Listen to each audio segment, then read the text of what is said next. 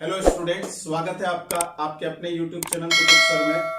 तो बेटा, हमने पिछले लेक्चर्स में magnetic effect of electric current देखा था। Magnetic effect of electric current में हमने ये पढ़ा था कि अगर आपके पास में एक वायर है ना, जैसे मान लीजिए एक वायर है, ये वायर है और इसके आसपास मैग्नेटिक फील्ड डेवलप होता है। कब?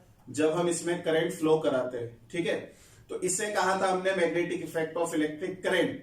कुछ लोगों ने ये सोचा कि ऐसा जब हो सकता है कि मैग्नेट करंट से मैग्नेटिक फील्ड बन सकता है, तो क्या ये भी हो सकता है, ये भी पॉसिबल है कि मैग्नेट से इलेक्ट्रिक करंट बन जाए या मैग्नेटिक फील्ड से इलेक्ट्रिक करंट बन जाए? तो इसका जवाब माइकल फैराडे ने कहा था, माइकल फैराडे ने दिया और उन्होंने इलेक्ट्रोमैग्नेटिक इंडक्शन को खोज निकाला। ठीक है, तो आज हम जो टॉपिक पढ़ेंगे बेटा वो रहेगा इलेक्ट्रोमैग्नेटिक इंडक्शन। तो इलेक्ट्रोमैग्नेटिक इंडक्शन क्या होता है, इसे हम समझने की कोशिश करेंगे। ठीक है, तो चलिए शुरू करते हैं आज का टॉपिक, इलेक्ट्रोमैग्नेटिक इंडक्शन। देखिए, इस वीडियो लेक्चर में मैं आपको 3 बेसिक टॉपिक्स पढ़ाऊंगा। पहला टॉपिक रहेगा मैग्नेटिक फ्लक्स, दूसरा टॉपिक रहेगा फैराडेज एक्सपेरिमेंट और तीसरा टॉपिक रहेगा Faraday's laws of electromagnetic induction. ठीक है, पहला टॉपिक रहेगा मैग्नेटिक फ्लक्स, दूसरा फैराडेज एक्सपेरिमेंट, तीसरा रहेगा Faraday's laws of electromagnetic induction. ठीक है, तो चलिए पहला टॉपिक शुरू करते हैं। पहला टॉपिक है मैग्नेटिक फ्लक्स। तो बेटा ध्यान दीजिए, मैग्नेटिक फ्लक्स क्या होता है। मैग्नेटिक फ्लक्स को समझने के लिए मान लीजिए कि ये मेरे पास में एक कॉइल है। ठीक है, कंसीडर कीजिए कि ये एक कॉइल है। इस कॉइल का ये एरिया है, आप देख सकते हैं, ये एरिया हो गया प्लेन। इस एरिया का एरिया वेक्टर इस डायरेक्शन में। ठीक है, ये एरिया हो गया।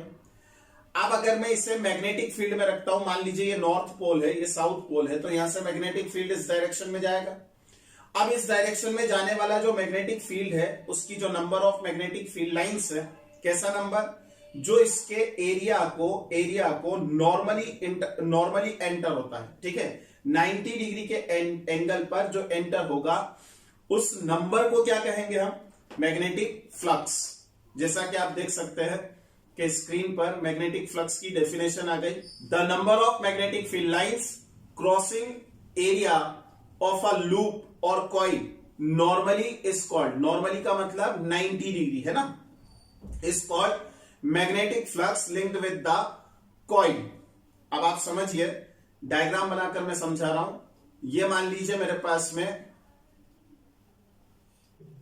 एक लूप है, इस लूप का एरिया वेक्टर इस डायरेक्शन में है, वेक्टर है। ठीक है, अब मान लीजिए इसमें ये कहां पर रखी हुई है ये लूप रखा हुआ है मैग्नेटिक फील्ड बी में। ठीक है, ये मैग्नेटिक फील्ड बी, कितना एंगल बन रहा है इसके साथ में? थीटा एंगल बन रहा है, आप देख सकते हैं बोर्ड पर आ रहा है। तो मैग्नेटिक फील्ड बी के साथ में ए का जो एंगल है वो थीटा बन रहा है। अब बी का अगर मैं इस डायरेक्शन में कंपोनेंट निकालूंगा तो वो कितना निकलेगा? B cos theta. अच्छा बताओ, बी कॉस थीटा इस प्लेन के एरिया के 90 डिग्री पर है। बस इन दोनों का प्रोडक्ट कर दीजिए तो जो आएगा उसे हम कहते हैं मैग्नेटिक फ्लक्स। तो क्या आ गया magnetic flux? B cos theta dot A, या इसे लिखा जा सकता है B A cos theta. Clear है? आ गया ये समझ में? अब आप ये जो नोट्स बनते जाएंगे, अगर आपको इसका पीडीएफ चाहिए तो हमारा एक ऐप है पॉजिट्रॉन साइंस क्लासेस, लिंक आपको डिस्क्रिप्शन बॉक्स में मिल जाएगा। उसे डाउनलोड कर लीजिए फ्री स्टडी मटेरियल के नाम पर, वहां पर आपको सारे नोट्स मिल जाएंगे। ठीक है, चलिए ध्यान दीजिए, ये हमारे पास में मैग्नेटिक फ्लक्स के लिए एक फॉर्मूला हाथ लगा। इस मैग्नेटिक फ्लक्स के फॉर्मूला को अगर आप ध्यान से देखेंगे तो phi is equal to B A cos theta. चूंकि बी भी वेक्टर क्वांटिटी है, ए भी वेक्टर क्वांटिटी है, तो आप देख सकते हैं कि बी और ए दोनों का जो प्रोडक्ट होगा वो डॉट होगा, क्योंकि कॉस थीटा आ रहा है। इसका मतलब मैं इसे क्या लिख सकता हूं? Phi is equal to vector B dot vector A. Clear है बात? यहां तक आ गया समझ में? अब ध्यान दीजिए, क्या मैं इसे इस तरह से लिख सकता हूं? बी डॉट डी ए, बिल्कुल लिख सकते हैं। अगर आपको स्मॉल एरिया में मैग्नेटिक फील्ड दे दिया जाए और उसको रिलेट करके आपको टोटल मैग्नेटिक फ्लक्स निकालना हो तो आप इस तरह से निकाल सकते हैं। यहां पर डी फाई आ जाएगा और फिर इसका इंटीग्रेशन करके आप नेट मैग्नेटिक फ्लक्स निकाल सकते हैं। मतलब फाई इज इक्वल टू क्या लिख देंगे आप, vector V dot D A. आया यहां तक समझ में? ये अलग अलग फॉर्मुलेशन है जो न्यूमेरिकल प्रॉब्लम्स में आगे पढ़ाऊंगा, उसमें ये सारी चीजें काम लगेगी। ध्यान से देखिए, ए को अगर बी और ए को इसके कंपोनेंट फॉर्म में लिखा जाए तो क्या लिखा जाएगा? देखिए बी के कंपोनेंट्स हो जाएंगे बी एक्स आई कैप प्लस बी वाई जे कैप प्लस बी जेड के कैप हो जाएंगे बेटा। इसी तरीके से ए के कंपोनेंट्स क्या हो जाएंगे? ए एक्स आई कैप प्लस ए वाई जे कैप प्लस ए जेड के कैप, ये कंपोनेंट्स रहेंगे। अगर मैं इसका डॉट प्रोडक्ट करूंगा तो बड़ी आसानी से मैं इसका डॉट प्रोडक्ट कर सकता हूं। देखिए ध्यान दीजिए, आंसर आ जाएगा, final answer B X A X plus B Y A Y plus B Z A Z, यानी आई कंपोनेंट का आई कंपोनेंट में मल्टीप्लाई हुआ, डॉट प्रोडक्ट हुआ, जे का जे में और के का के में। क्यों ऐसा हुआ? क्योंकि आई डॉट जे 0 होता है, जे डॉट के 0 होता है। ठीक है, आगे यहां तक समझ में? तो ये फ्लक्स की डेफिनेशन और उसके फॉर्मुलेशन हो गए। आइए अब बात करते हैं कि फ्लक्स की यूनिट क्या रहेगी। मैग्नेटिक फ्लक्स की यूनिट देख लेते हैं। देखें मैग्नेटिक फ्लक्स की यूनिट, देखिए मैग्नेटिक फ्लक्स का फॉर्मूला, बेसिक फॉर्मूला हमने देखा बी ए कॉस थीटा। ठीक है, बी की यूनिट क्या होती है? टेस्ला। ठीक, ए की यूनिट होती है एरिया, मतलब मीटर स्क्वायर, यानी इसकी यूनिट क्या बनेगी? टेस्ला मीटर स्क्वायर और वेबर, वेबर को डब्ल्यू बी भी लिखा जाता है। आगे यहां तक समझ में? चलिए इसके आगे बढ़ते हैं और अगला टॉपिक समझते हैं, अगले कुछ क्वेश्चंस पढ़ते हैं। तो देखिए पहला क्वेश्चन क्या कहता है? The magnetic field perpendicular to the plane of a loop of area 0.1 metre square is 0.1 tesla. Calculate the magnetic flux through the loop. एक लूप दे रखा है आपको, इस लूप का जो एरिया दे रखा है वो है 0.1 मीटर स्क्वायर और इसमें जो मैग्नेटिक फील्ड दे रखा है वो है 0.1 टेस्ला, है ना। तो फ्लक्स का फॉर्मूला क्या होता है? B A cos theta. ठीक है, फाई इज इक्वल टू क्या लिखेंगे? देखिए बी ए कॉस थीटा, है ना। इसे समझिए, बी कितना है यहां पर? 0.1 multiply 0.1 metre square multiply cos. अब ध्यान से देखिए, perpendicular to the plane of the loop. अगर मान लीजिए ये हमारे पास में लूप है और इस लूप के प्लेन के, ये प्लेन है लूप का, इसके परपेंडिकुलर मैग्नेटिक फील्ड है, इसका मतलब एरिया वेक्टर भी इसी डायरेक्शन में। अब आप देख सकते हैं एरिया वेक्टर और मैग्नेटिक फील्ड दोनों के बीच में कितने डिग्री का एंगल है? 0, यानी cos 0 की वैल्यू क्या आ जाएगी? 1। आंसर आएगा 10⁻⁻2 वेबर। आया समझ में बेटा? ये पहला क्वेश्चन अपना कंप्लीट हो गया। ठीक है, तो बहुत सिंपल सा क्वेश्चन था। चलिए आगे बढ़ते हैं।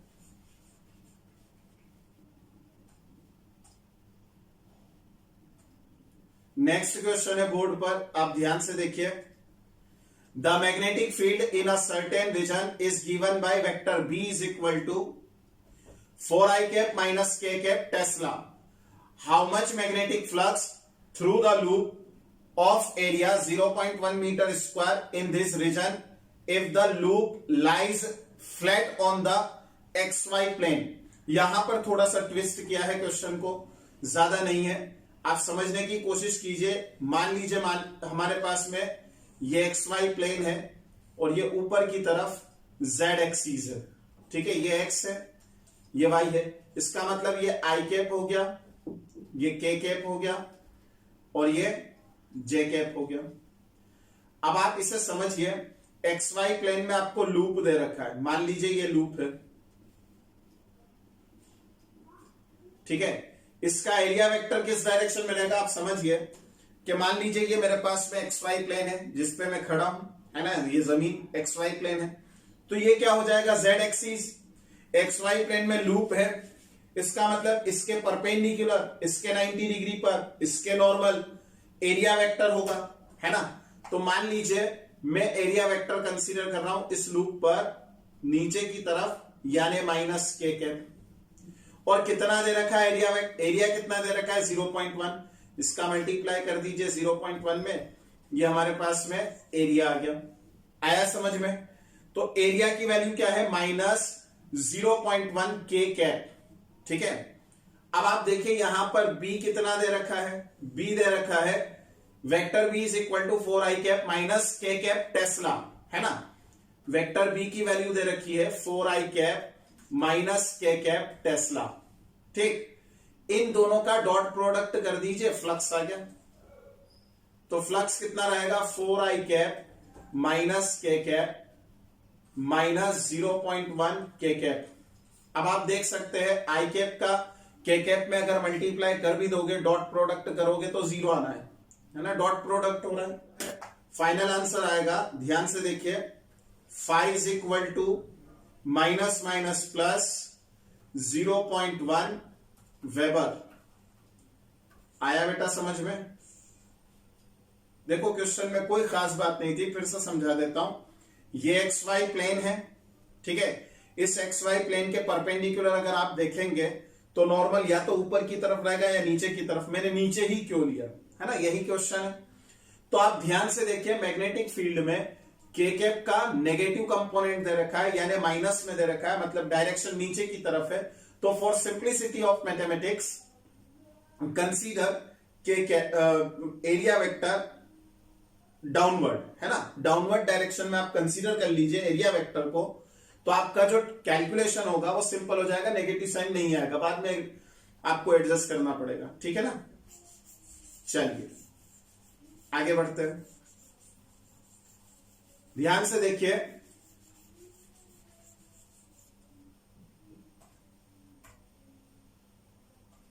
नेक्स्ट क्वेश्चन बोर्ड पर आया, इसमें लिखा है at a certain region the magnetic field of magnitudes 4.2 micro tesla, है ना। मैग्नेटिक फील्ड कितना दे रखा है 4.2 माइक्रो टेस्ला, मतलब 4.2 मल्टीप्लाई 10 पावर माइनस 6 टकला, सॉरी टेस्ला।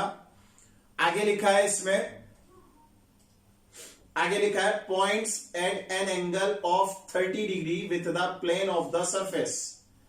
अब आप देखिए ये हमारे पास में सरफेस, ये कॉइल है या सरफेस है। इस सरफेस के साथ में कितने डिग्री के एंगल पर है, ये सरफेस के साथ एंगल कितना है 30 डिग्री।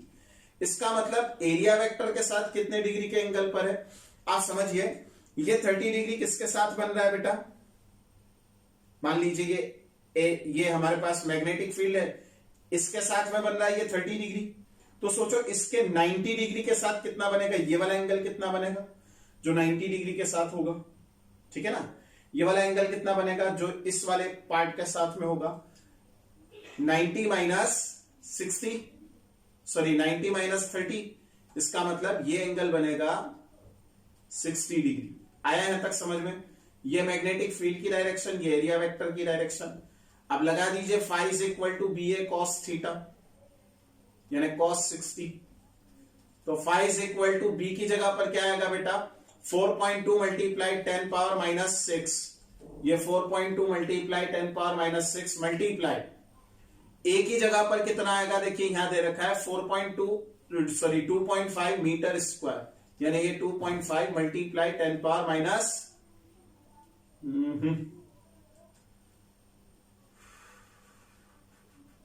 और दे रखा है मल्टीप्लाई 1/2, है ना, ये दे रखा है ना 1/2। अब आप सॉल्व कर लीजिए, इससे आंसर आएगा 2.1, ये 2 से कटेगा, और मल्टीप्लाई 2.5 मल्टीप्लाई 10 पावर माइनस 6, और सॉल्व कीजिए इसे 5.25 multiply 10 power minus 6 weber.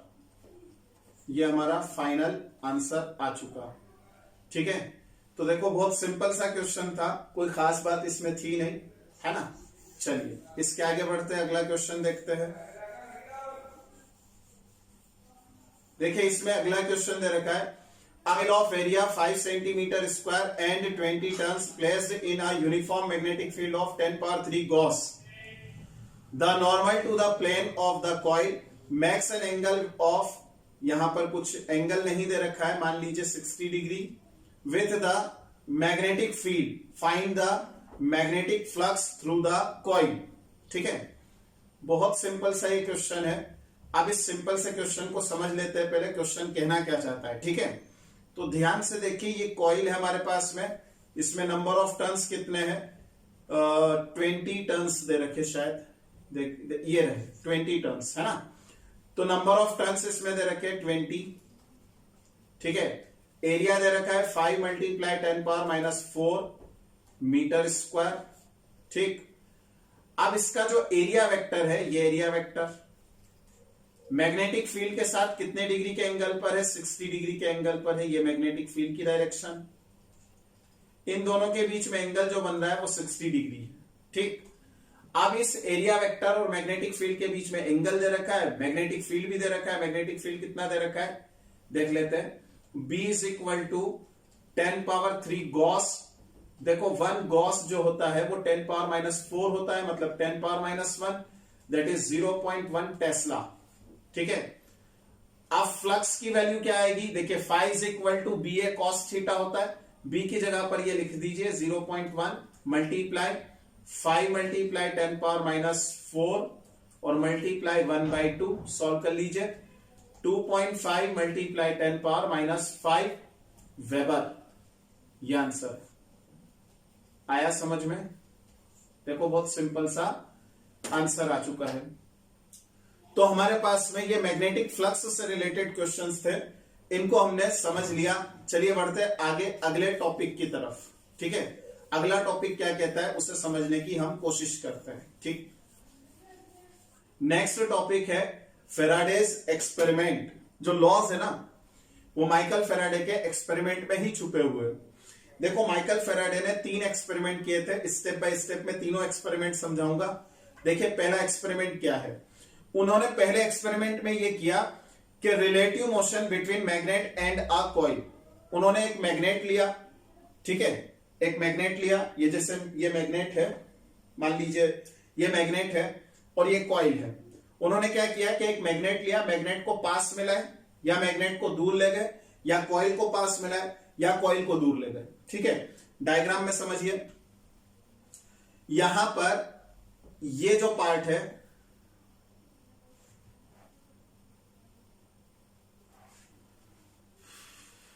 Diagram में समझिए, यहां पर ये वाला जो पार्ट है ये है मैग्नेट. ठीक है, इस मैग्नेट को पास में लाए, नॉर्थ पोल को पास में लाए, नॉर्थ पोल को पास में लाए. तो ये जो कॉइल है हमारे पास में, इस कॉइल में तो कोई सोर्स ऑफ ईएमएफ नहीं है, है ना. देखिए यहां पर तो सिंपल एक गैल्वेनोमीटर दे रखा है. गैल्वेनोमीटर डिटेक्ट करता है करंट को, डायरेक्शन चेक करता है. ठीक है ना, तो 2 चीजें करता है. यहां तो कोई सोर्स नहीं है, यानी सेल या बैटरी तो लगी नहीं है कि पहले से करंट है इसमें. जैसे ही इस मैग्नेट को मोशन दिया और पास में लेकर आए, तो ये जो number of magnetic field lines थी, उन्होंने क्या देखा कि नंबर ऑफ मैग्नेट, मतलब पहले क्या देखा उन्होंने ये देखा कि जो कॉइल है, इस कॉइल में करंट फ्लो होने लगा. ठीक है, और जैसे ही उन्होंने मैग्नेट को स्टॉप कर दिया, करंट फ्लो होना बंद हो गया. ठीक है, फिर उन्होंने क्या किया, मैग्नेट को इस डायरेक्शन में लेकर गए. जब इस डायरेक्शन में लेकर गए तो फिर उन्होंने देखा कि इसके अंदर करंट फ्लो हो रहा है. इसका मतलब पहले एक्सपेरिमेंट से हमें क्या रिजल्ट मिला कि मैग्नेट और कॉइल के बीच में अगर मैं रिलेटिव मोशन देता हूं, यानी मैग्नेट को पास में लाता हूं या कॉइल को पास में लाता हूं, या मैग्नेट को दूर ले जाता हूं या कॉइल को दूर ले जाता हूं, तो क्या जनरेट होता है, करंट इंड्यूस होता है, करंट जनरेट होता है. बात समझ में. चलिए दूसरे एक्सपेरिमेंट की तरफ. ये कंक्लूजन क्या निकला, मैग्नेट को और कॉइल को अगर हम पास में लेकर आए या दूर लेकर जाए या उनके बीच में रिलेटिव मोशन दिया जाए तो उसमें करंट जनरेट होगा. ठीक है ना, इसे हम कहते हैं फेराडे का फर्स्ट एक्सपेरिमेंट. चलिए सेकंड एक्सपेरिमेंट देख लेते हैं उनका. उन्होंने क्या किया कि relative motion between a current carrying coil and a conducting coil. उन्होंने एक कॉइल बनाई. ठीक है, उस कॉइल में करंट दिया, उसके पास में एक और कॉइल रखी, उसमें कोई करंट नहीं. ये जो करंट कैरिंग कॉइल है, इसको पास में लेकर आए या दूर लेकर गए तो इस वाली कॉइल में करंट जनरेट हुआ। देखिए डायग्राम बनाकर समझा रहा हूं, डायग्राम देखिए। ये वाली जो कॉइल है, ये वाली जो कॉइल है, इसके अंदर ये सेल लगी हुई, सेल लगा हुआ है ना, बैटरी या सेल लगा दिया। अगर बैटरी या सेल लगा दिया तो यहां पर करंट फ्लो होने लगेगा। अगर करंट फ्लो होगा तो ये कॉइल किसकी तरह बिहेव करेगी, सोलेनॉइड की तरह बिहेव करेगी, मतलब ये मैग्नेट बन जाएगी।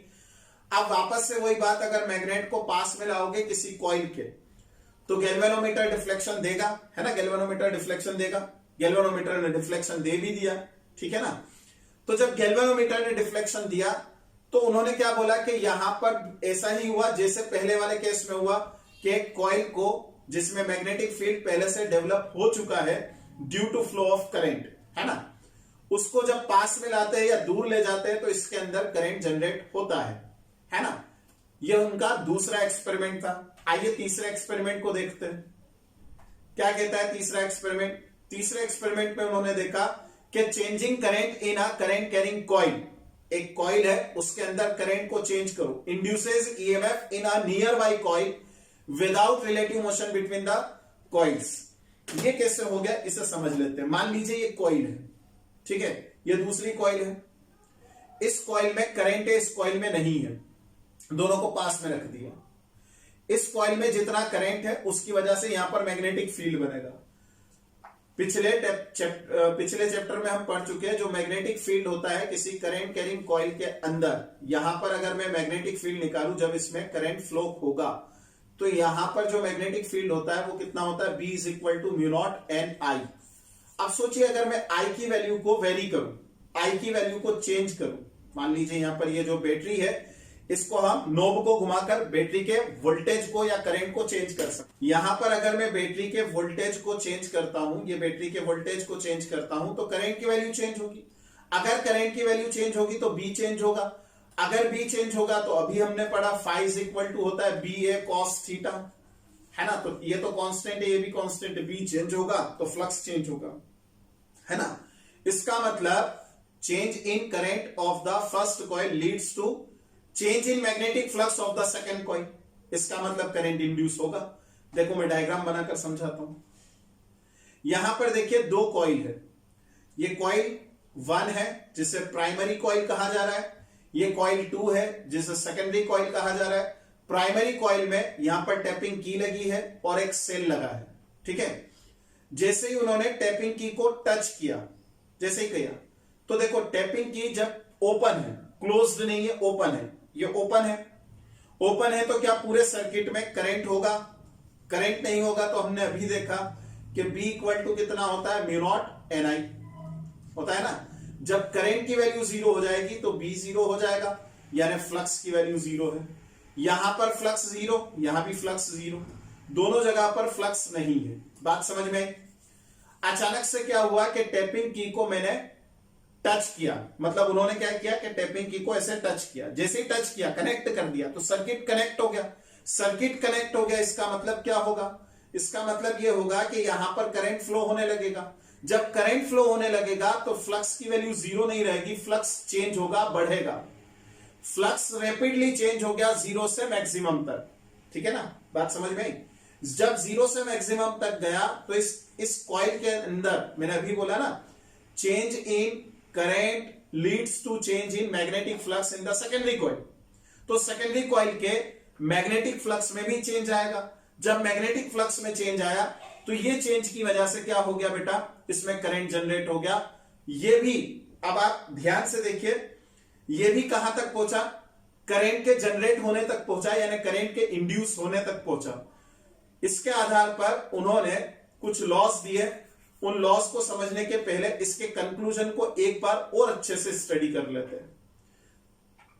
अब तीनों एक्सपेरिमेंट का मेन पार्ट क्या है, देखो relative motion between magnet and a coil. मान लीजिए ये मेरे पास में कॉइल है, इस कॉइल के पास में ये मैग्नेट है, नॉर्थ पोल है, ये साउथ पोल है।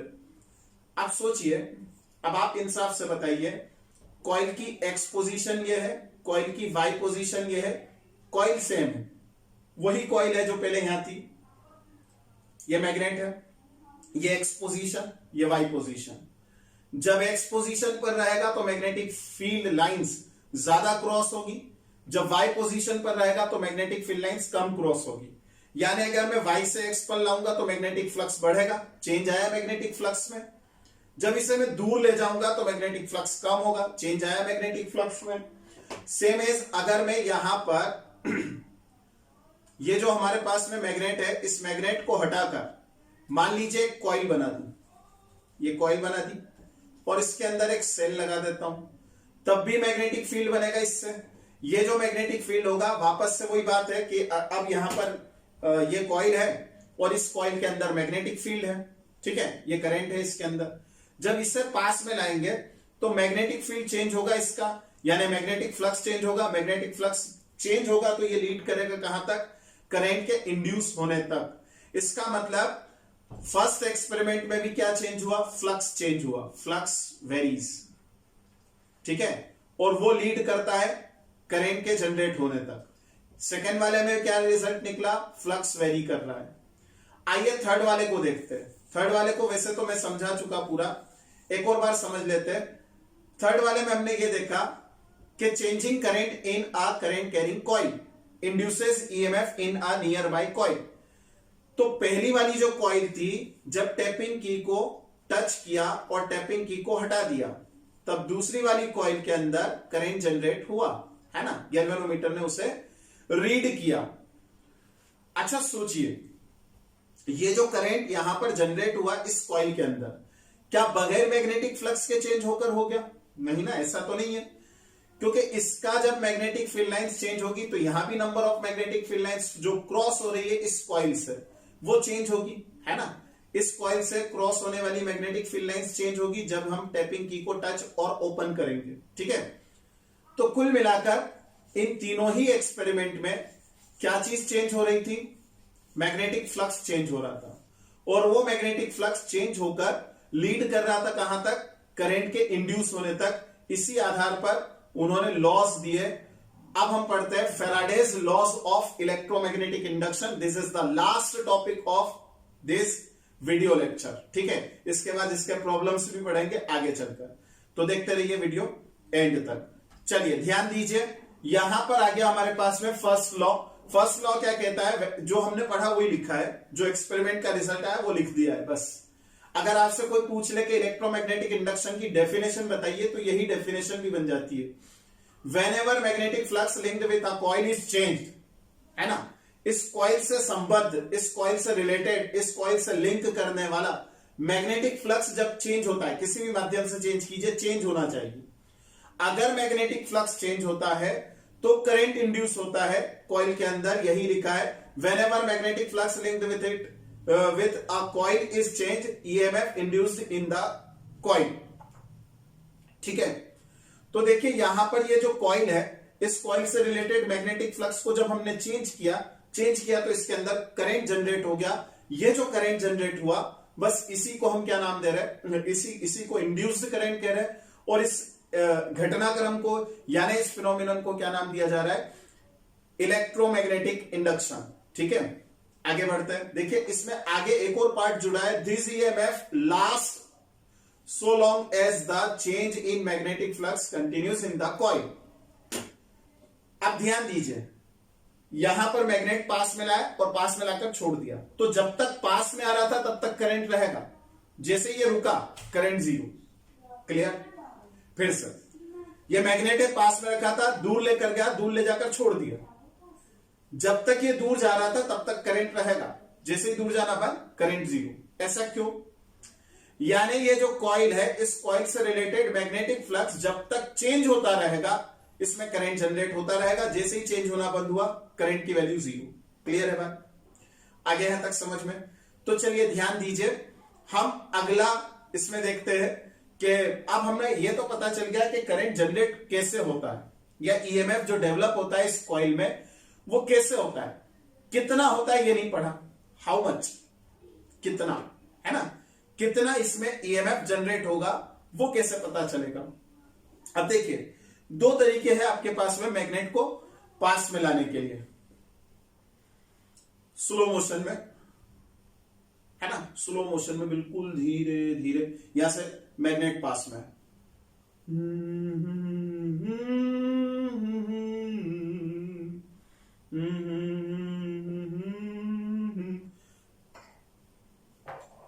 आया समझ में?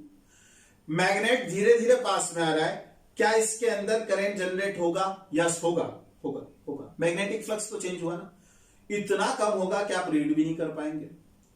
लेकिन अगर मान लो ये बहुत तेजी से पल में ढिंका चिका तेजी से, एकदम तेजी से कबा कबा कबा ऐसे बिल्कुल पास में आता है, तो ध्यान दीजिए ऐसा इससे क्या होगा?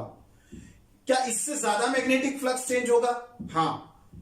तेजी से चेंज होगा? हाँ। यानी टाइम पीरियड कम हो जाएगा? यस। पहले वाले में टाइम पीरियड ज्यादा था? Yes. Same magnetic flux change होता है किसी कॉइल से और कम टाइम में होता है, तो जिस कॉइल में कम टाइम में मैग्नेटिक फ्लक्स चेंज होगा उसमें ज्यादा ईएमएफ जनरेट होगा। यही कहता है सेकंड लॉ। सेकंड लॉ क्या कहता है देखिए समझे। सेकंड लॉ कहता है the magnitude of the induced EMF is directly proportional to the rate of change in magnetic flux linked with the coil. अगर किसी कॉइल में जो मैग्नेटिक फ्लक्स लिंक कर रहा है, अगर वो तेजी से चेंज होगा तो करंट ज्यादा जनरेट होगा, और अगर उस कॉइल में मैग्नेटिक फ्लक्स धीरे धीरे चेंज होगा तो कम करंट या कम ईएमएफ जनरेट होगा। बस यही है सेकंड लॉ। इसके लिए हम क्या लिख सकते हैं कि अगर मैग्नेटिक ये इसका ईएमएफ का मैग्नीट्यूड देखा जाए तो change in magnetic flux φ2 - φ1 divided by delta T, या फिर इसे लिखा जा सकता है d∅dt।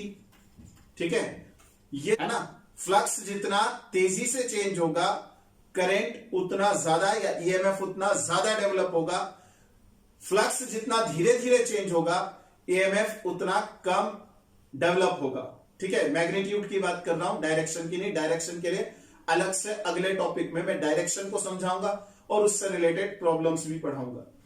आइए अभी फिलहाल इससे रिलेटेड टॉपिक पर, इससे रिलेटेड क्वेश्चंस पढ़ लेते हैं।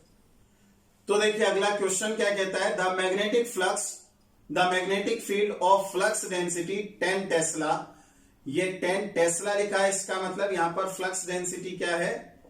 मैग्नेटिक फील्ड इंटेंसिटी 10 टेस्ला दे रखा है। X normal to a coil, X normal, ये कॉइल है, इस कॉइल के नॉर्मल मतलब 90 डिग्री के एंगल पर। ठीक है, किसके साथ? सरफेस के साथ। ठीक है, coil of 50 turns, number of turns कितने दे रखे हैं यहां पर? 50। ठीक है, फाई दे रखा है यहां पर 0 डिग्री, यानी ये देखिए ये कॉइल है, इसमें नंबर ऑफ टर्न्स है, ये एरिया वेक्टर है, और इसके नॉर्मल ही मैग्नेटिक फील्ड दे रखा है, इसका मतलब बी और ए में 0 डिग्री का एंगल है। आगे लिखा है इसमें 100 सेंटीमीटर स्क्वायर, इसका एरिया दे रखा है 100 सेंटीमीटर स्क्वायर, मतलब 10⁻⁴, दैट इज 10⁻² मीटर स्क्वायर। आगे यहां तक समझ में? Find the EMF induced if the coil is removed from the magnetic field in 0.1 second. देखो 0.1 सेकेंड में इस कॉइल को मैग्नेटिक फील्ड से हटा दिया। मैं आपको समझाता हूं।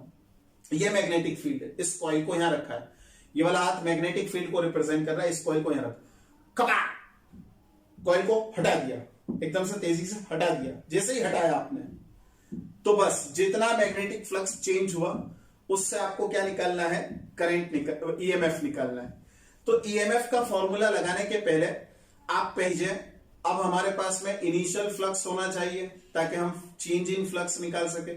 नंबर ऑफ टर्न्स दे रखे 50 मल्टीप्लाई 10 मल्टीप्लाई 10⁻² मल्टीप्लाई 1, क्योंकि cos 0 की वैल्यू क्या होगी? 1। ठीक है ना, तो फाई इनिशियल कितना आ गया? 5। आप देख सकते हैं 5 वेबर, और फाइनल हमारे पास में फ्लक्स कितना रहेगा? फाइनल फ्लक्स 0 रहेगा बेटा, आप देख रहे हैं। तो फाइनल फ्लक्स हमारे पास में 0 आ गया, और इनिशियल फ्लक्स है 5, यानी चेंज इन फ्लक्स 5 हो गया, 5 वेबर। अब यहां से ईएमएफ निकाल लीजिए। ईएमएफ कितना आ जाएगा? 5 divided by 0.1 that is 50 volt. आ गया यहां तक समझ में? सिंपल सा क्वेश्चन था, इसको सिंपल तरीके से निपटा दिया। ठीक है, अगला क्वेश्चन देखते हैं। देखिए अगला क्वेश्चन क्या दे रखा है, the magnetic flux through a coil is varying according to the relation phi is equal to 4t cube plus 5t square plus 8t power minus 3 plus 5 weber. Calculate the induced current through the coil at t equal to 2 second if the resistance of the coil is 3.1 ohm. देखो इस question में कुछ खास बात नहीं है, flux दे रखा है, टाइम का फंक्शन है। अगर टाइम का फंक्शन है तो इसका डिफरेंशिएशन होगा D phi by D T, उससे ईएमएफ आएगा, उस ईएमएफ में हम 2 सेकेंड लिख देंगे टी की जगह पर, तो आंसर आ जाएगा। चलिए चेक कर लेते, कैलकुलेट कर लेते। तो फाई इज इक्वल टू कितना दे रखा है, 4t cube plus 5t square plus 8t power minus 3 और प्लस 5। इसको सॉल्व करते हैं तो D phi by D T कितना आएगा बेटा, ध्यान से देखिए, 12t स्क्वायर। कैसे लिखा मैंने ऐसा, यहां पर मैं एक साइड में फॉर्मूला लिख रहा हूं, D by D X of X power N क्या होता है, N dot X power N minus 1। ये हम पहले पढ़ चुके है ना। ध्यान से देखिए, मैथ्स में तो आप लोगों ने पढ़ा ही होगा, क्लास 11th में डिफरेंशिएशन वाले पार्ट में है। जिसको डिफरेंशिएशन नहीं आता वो ऊपर आई बटन में क्लिक करके जा सकता है। ठीक है, आगे देखिए, ध्यान से देखें, plus 5 to 10t plus 8 3 24 minus 24 और t पावर माइनस 4 हो जाएगा, मतलब t पावर 4 प्लस 0। क्लियर, ये हमारे पास में ईएमएफ आया, लेकिन ये टाइम t पर आया है। ठीक है, अब t की जगह पर हमें क्या लिखना है बेटा, 2 सेकेंड। 2 सेकेंड लिखेंगे तो ईएमएफ आएगा, वो कितना आएगा, 2 टू 4 का मल्टीप्लाई 12 में कर दीजिए, 48 plus 20 minus 24 divided by 16 solve कर लीजिए। तो जो आंसर आएगा वो ध्यान से देखिए, 48 प्लस 20 68 माइनस 24 1.5, इसको और सॉल्व कीजिए तो 66.5 वोल्ट। ये तो वोल्टेज आया, लेकिन हमें चाहिए करंट, जबकि 3.1 ओम का रेजिस्टेंस है। ठीक है ना, तो इसको कैलकुलेट करने के लिए हम क्या करेंगे, ये जो आंसर आया है इस आंसर को बहुत आसानी से सॉल्व कर सकते हैं।